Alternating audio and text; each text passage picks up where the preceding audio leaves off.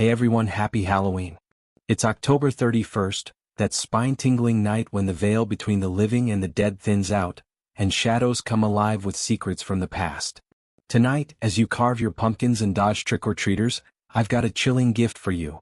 A true urban legend from the foggy streets of Seoul that will make you think twice before boarding that late-night bus. Picture this. It's 1995, a cold November evening, and bus 605 pulls away from the station with just a handful of passengers. But three of them aren't quite human. They reek of grave dirt, cast no shadows, and their eyes glow with an otherworldly fire. What happens next will haunt your dreams. Stick around as I dive into the last ride of bus 605. A story of ghostly guardians, vanished souls, and a curse that refuses to die. Hit that like button if you're brave enough, subscribe for more eerie tales, and let's get into it. The last ride of bus 605. In the heart of Seoul, where the neon lights of Gangnam flickered like restless spirits against the autumn night, the year was 1995. November 14th to be exact. A date that would etch itself into the annals of urban legend, whispered in dimly lit cafes and late-night subway cars. The air was crisp, carrying the faint scent of roasted chestnuts from street vendors, but beneath it all lurked a deeper cold, the kind that seeped into your bones and made you question the shadows. Kim Ji-hoon, a weathered bus driver in his mid-40s, gripped the steering wheel of bus 605 with calloused hands. He'd been on this route for over a decade, from the bustling streets of Myeongdong through the historic gates of Gwanghwamun and out toward the quieter suburbs of Gyeonggi Province, ending at Namsan Park's southern entrance. It was the last run of the night, departing at 10:03 p.m. sharp. Ji-hoon lit a cigarette as he waited at the depot, the smoke curling up like ghostly fingers. Another quiet one, he muttered to himself, though quiet nights always made him uneasy. The city never truly slept, but on evenings like this, it felt like it was holding its breath. His conductor, Park Min-ji, a young woman in her 20s with sharp eyes and a no-nonsense ponytail, boarded with a clipboard in hand. "Slow night, huh?" she said, her voice echoing slightly in the empty bus. Ji-hoon nodded, stamping out his cigarette. "Let's get this over with." Home to the wife and a hot bowl of kimchi. Jigi. As the bus rumbled to life, its diesel engine growling like a beast awakening, the first passengers trickled in at the Myeongdong stop. A young couple, Lee Soo-min and her husband, Choi Hyun-woo, climbed aboard, their arms linked tightly. They were in their early 20s, fresh from a date at a nearby cinema, giggling about some romantic comedy. Soo-min's laughter was light, like wind chimes, but Hyun-woo's eyes darted nervously. He'd heard stories about late-night buses, tales passed down from his grandmother about wandering spirits on empty roads. Next came a lanky young man in a gray hoodie, Kang Tae-jun, who slumped into a window seat near the middle. He was a university student, exhausted from cramming for exams at Seoul National University. His backpack sagged against his legs, filled with textbooks on history and folklore, ironic given what was to come. He pulled his hood low and closed his eyes, hoping for a quick nap before his stop in Itaewon. Then there was the old woman, Grandma Oh Young-ja, a frail figure with a floral hanbok peeking out from under her coat. She boarded slowly, muttering to herself about the rising prices of rice and the disrespect of the youth. Her hands clutched a small cloth bag, knuckles white as if holding onto life itself. She sat near the front, her eyes scanning the bus with a mix of curiosity and suspicion. But it was the last three passengers who boarded at the shadowy edge of Jongno district that changed everything. They appeared out of the fog rolling in from the Han River, three figures dressed in archaic attire that harkened back to the Joseon dynasty. Men in deep indigo yangban robes, embroidered with faded crane motifs, symbolizing longevity, though these looked more like shrouds than symbols of life. Their waists bore tarnished brass plaques, etched with ancient Hangul, that read Joseon Royal Guard. The one in the middle was draped in a stark white jaggery, a mourning garment, his face partially obscured by a wide-brimmed gat hat. Their feet, or what should have been feet, hovered just above the steps as they ascended, producing not the familiar thud of shoes on metal but a soft, rotting creak like stepping on damp wood. A pungent odor followed them. The earthy reek of wet soil, mingled with something metallic like old blood. Minji wrinkled her nose as she punched their tickets. Film extras from the palace set, she whispered to Ji-hoon, who glanced in the rearview mirror and shrugged. But he noticed their tickets, faded stubs that seemed older. Then the bus itself, stamped with a date from the Japanese occupation era. Gyeongseong Bus Line, 1937. The bus pulled away, its headlights cutting through the thickening mist. The streets of Seoul blurred by the towering Lotte World Tower in the distance, still under construction. Back then, a skeletal giant against the sky.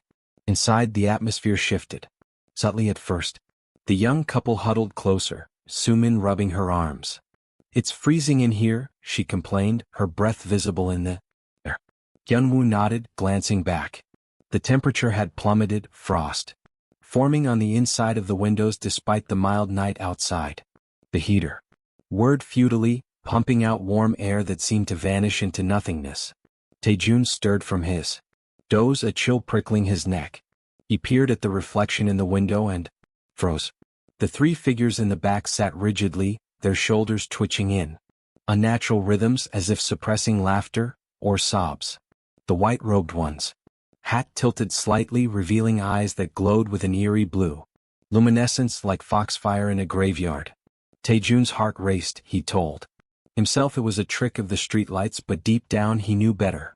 His studies in Korean folklore had warned him of gumiho and gwishin, spirits that lured the living into the abyss. Grandma O, ever the observant one, began to fidget. Her mutterings grew louder. Those clothes?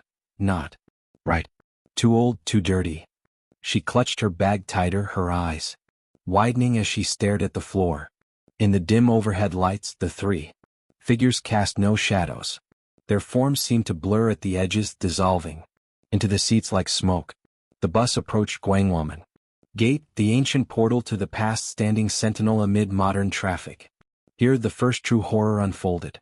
As the vehicle jolted over a pothole, a low moan escaped from the back, not human but something guttural like wind through cracked tombs. Sumin screamed softly, burying her face in Hyunwoo's. Did you hear that?" she whispered. He nodded, his face pale. Minji, from her perch near the door, called out, "Everything all right back there?" No response, only silence thicker than the fog outside. Ji-hoon accelerated, unease gnawing at him. In the rearview, he saw the white-robed figure turn slowly, its face a mask of pallor, lips cracked and blue.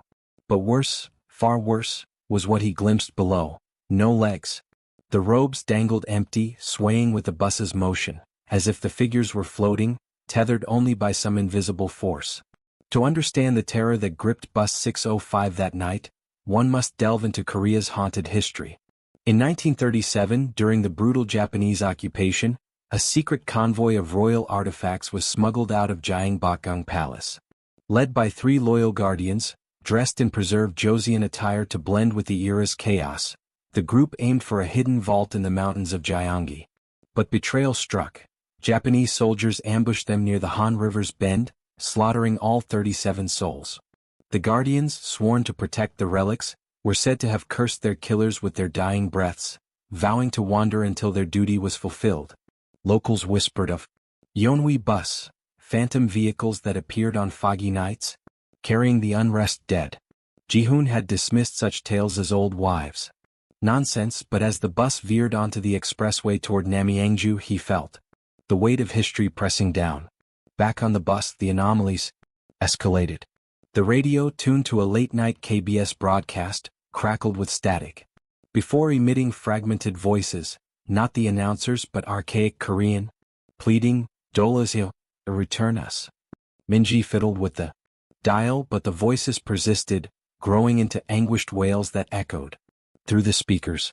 Taejun, his scholarly mind racing, pieced it together. Those plaques.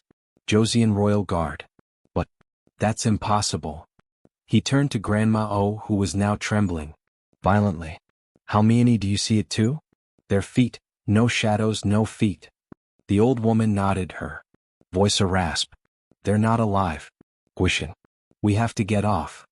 In a surge of panic, she lunged at Taejun, her nails digging into his arm, not in attack but desperation. Boy, listen. They've come for us. That smell? It's the grave dirt from Imjin River graves. The young couple, overhearing, bolted upright. Sumin's eyes filled with tears. Hyunwoo, I want off. Now. But the bus was speeding through the outskirts, past the dimly lit apartments of Dabong district. Jihoon, sweat beading on his forehead, announced over the intercom, next stop, Bukhansan Station. Hold tight. As they neared the stop, the air grew heavier, laden with the metallic tang of blood. Frost spiderweb. Across all windows now, obscuring the outside world. The three figures stirred, their heads turning in unison with a sickening crack, like branches snapping in the storm. The white-robed one extended a hand, pale, veined with black fingers, elongated unnaturally, pointing toward Grandma. She screamed a piercing wail that shattered the tension. Their eyes, no pupils, just voids. Taejun pulled her toward the door as the bus halted at Bukhansan, the gates to the national park looming like silent watchers. The four living passengers tumbled out, the couple first, then Grandma O dragging Taejun. Minji hesitated, glancing back at Jihoon. Appa, come on. But Jihoon, transfixed by the mirror, shook his head. I have to finish the route. The doors hissed shut, and the bus lurched forward into the night, vanishing around a bend. The escaped passengers huddled under a street lamp, their breaths ragged. A nearby convenience store owner, Mr. Jang, peered out. You folks, all right? Look like you've seen a ghost. They didn't call the police. Right away, fear paralyzed them. Instead, they watched as fog swallowed the road and an unnatural silence fell over the area. Seoul's traffic cameras, monitored by the Metropolitan Police, captured nothing after Bukhansan. From there to the intended terminus at Namsan, the 17-kilometer stretch showed only empty roads, as if the bus had been erased from existence. Technicians later swore the footage had been tampered with, black ink-like smears obscuring the frames. Meanwhile, in the bus, Jihoon and Minji faced hell incarnate. The engine roared unnaturally, the speedometer climbing past 120 kilometers per hour, impossible for the aging vehicle. The figures rose, their forms elongating, shadows finally appearing but writhing like serpents. You carry us now, one whispered voice like rustling leaves over graves. Minji screamed as cold hands brushed her neck, leaving frostburn marks. Jihoon floored the pedal, but the bus veered off course, hurtling toward the Han River's northern banks. The river, swollen from recent rains, gleamed under the moon like a mirror to the underworld. In his panic, Jihoon glanced back. The figures were unraveling, their robes peeling away to reveal skeletal frames wrapped in burial shrouds. The white one lifted its hat, exposing a face decayed yet alive, eyes burning with centuries-old rage. The bus plunged into the fog-shrouded wilderness, tires screaming against pavement that shouldn't exist. Minji clutched her rosary, a gift from her Catholic mother, praying fervently. Please God, let this end. But the figures laughed, a hollow echo. God left this road long ago. Dawn broke over the Han River Reservoir, 130 kilometers from the route's end, a distance defying logic, traversable only by defying physics. Fishermen from nearby Yangpyeong village spotted the bus first, floating eerily on the water's surface, doors sealed, windows frosted over. They towed it ashore with ropes, hearts pounding as they pried open the doors. Empty. 36 seats. Vacant but stained with dark crimson blotches, old blood tests later. Confirmed, dating back decades. On the steering wheel, strands of silver hair clung, not matching any known passenger. The floor bore 3 faint imprints. Boot marks matching Joseon-era Gemusin, the official footwear of royal guards. The dashboard clock frozen at 10:37 p.m., yet the journey should have taken hours. Engine analysis showed impossible speeds, metal warped as if exposed to extreme cold. Police swarmed the site led by Detective Han Sung-woo, a skeptic with a penchant for rational explanations. Vehicle malfunction, driver error, he declared. Initially. But doubts crept in. No bodies recovered despite diverse scouring. The 30-meter depths. The escaped passengers' testimonies, shadowless figures, glowing eyes, were dismissed as hysteria. Deeper digs unearthed horrors. The Joseon robes traced to a 1937 massacre site near the river, where guardians perished protecting royal seals. Their tickets bore dates from that era. Joseon year 516, October 23, corresponding to 1937. Jihoon's hospital records post-incident noted delirium. They floated, no legs, just mist. Minji developed somnambulism, tearing phantom tickets in her sleep, awakening to yellowed stubs from defunct colonial bus lines. Grandmao in her final years confided to her grandson, those robes were hanbok for the dead. Modified shrouds. They boarded carrying a paper effigy coffin. Our bus was there. Hers. Years passed but the legend grew. On foggy November nights, drivers report phantom buses on Seoul's outskirts, lights flickering carrying spectral passengers. Some claim to hear moans over radios, pleas to finish the route. Taejun now a folklore. Professor lectures on it, the Guishan seek closure trapped in limbo. The young couple divorced, haunted by nightmares. Grandma passed in 1998, her last words, don't ride alone at night. Seoul modernized but the Han River whispers secrets. Bus 605 was scrapped, yet its ghost lingers, a reminder that history's wounds fester, waiting to drag the living into the void. Epilogue, the eternal loop. In 2025, a new driver on Route 605 swore 3 figures boarded at Jangyo. Wrapped in antique hanbok, the smell of damp earth trailing behind them. He said they never spoke, never blinked, and when the bus passed the last streetlight, the headlights turned an eerie green. The road grew darker, older, until it no longer looked like Seoul at all. The cycle continues. The unrest still seek their way home. So tonight, if you see a bus where no bus should be, don't wave, don't step aboard. Some journeys never end. Happy Halloween, my friends. May your road home be warm and your shadows still your own.